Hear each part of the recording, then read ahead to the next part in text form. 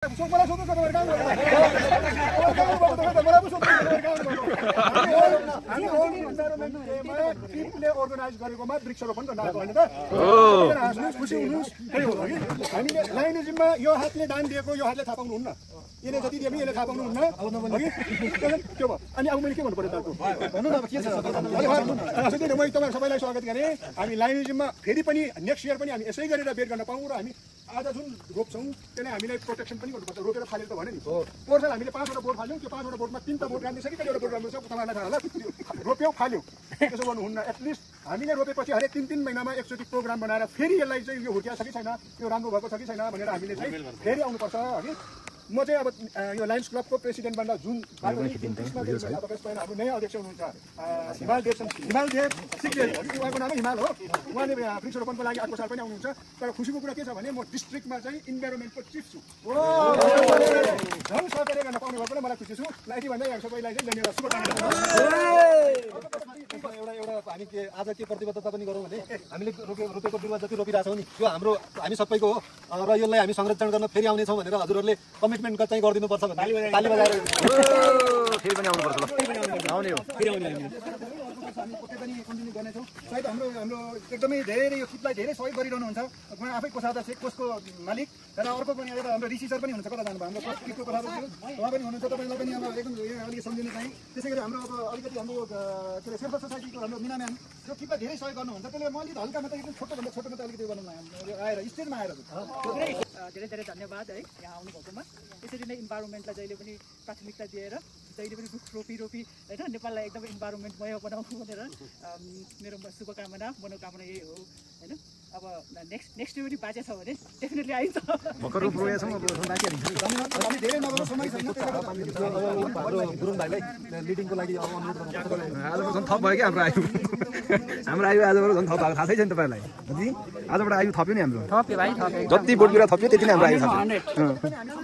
आबद्ध भएका छौँ वृक्षरोपणको लागि अब यो वृक्षरोपण त्यतिकै भएको छैन सजिलो छैन हुर्काउनेदेखि लिएर अहिलेसम्म ल्याएर हामीलाई दिनै हुन्छ अब उहाँको मलाई पनि केही शब्द बोल्न लगाउँ र अब यो उहाँलाई धेरै धन्यवाद भन्दै म उहाँलाई केही शब्द राख्न को लागि म अनुरोध गर्छु उहाँ हुन्छ दिलीप गुरुङ जो हाम्रो वडाबाट प्रतिनिधित्व गर्ने हुन्छ वडाबाट चाहिँ आउनु भएको छैन त्यसै गरेर मैले केही यसो अब हामीलाई चाहिँ तपाईँले प्रतिनिधित्व के गरिदिनु परेन हामी नआएर तपाईँहरूको कन्सेप्ट छ नि यो के किन जस्तो गरे हो भन्ने कुरा उहाँहरूलाई एकचोटि भनिदिनु पऱ्यो तपाईँले हामीले चाहिँ यो टिमुरको पकेट क्षेत्रको लागि भनेर हो सर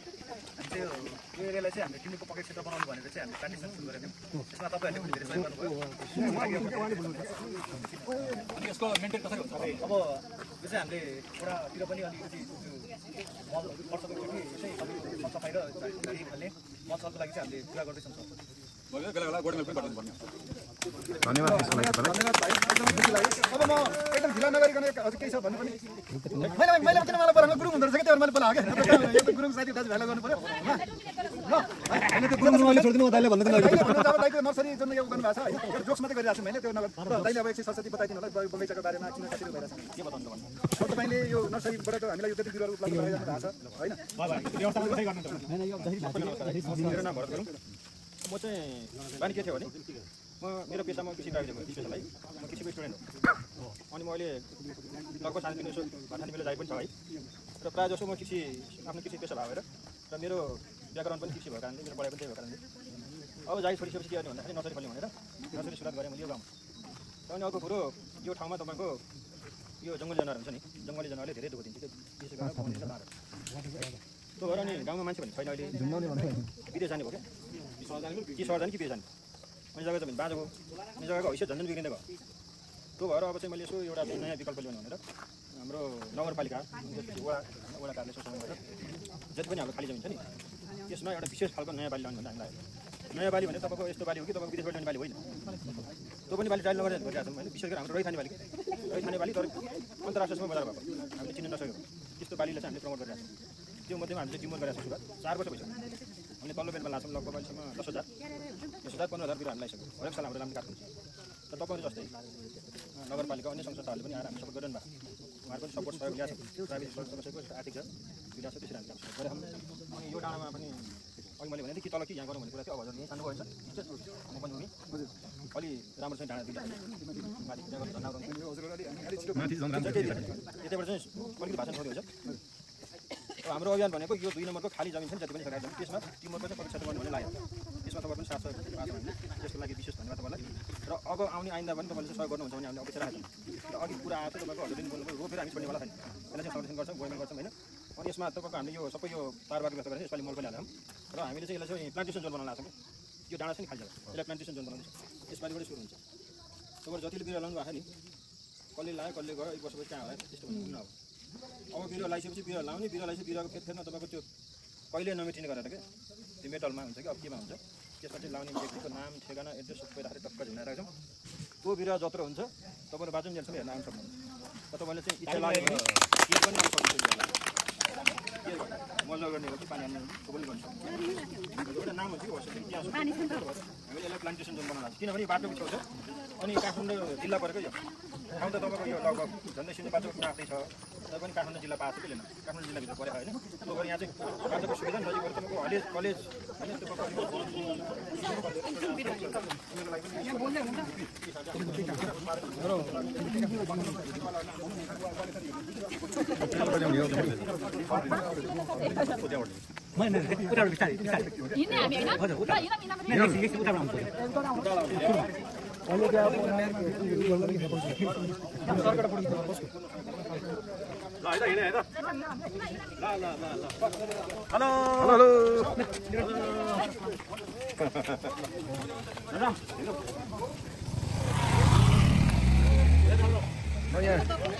मैले यहाँ भिडियो बनाउँदैछु त्यहाँतिर र एकदम यो वृक्षारोपणको लागि वृक्षारोपण सुरु भयो है ल टिम्बुर यो एकचोटि मेरो पनि यहाँबाट खिच्नुपर्ने हो अलि भोलि रात पनि केही छैन भोलि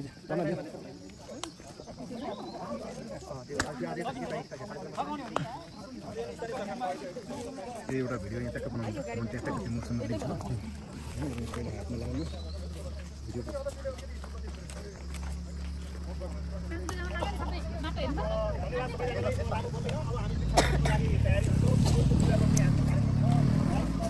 वृक्षारोपण गर्नु पर्यो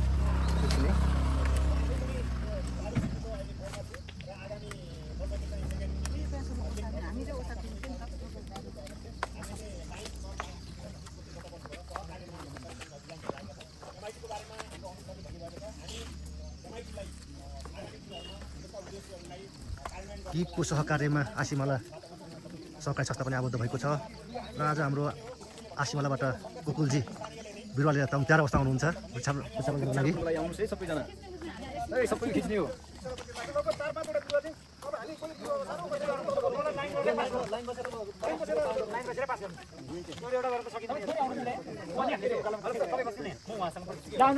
पास गर्न लाउनु ल यहाँबाट तल कता जाने खै हाम्रो गाना गुरुङ सब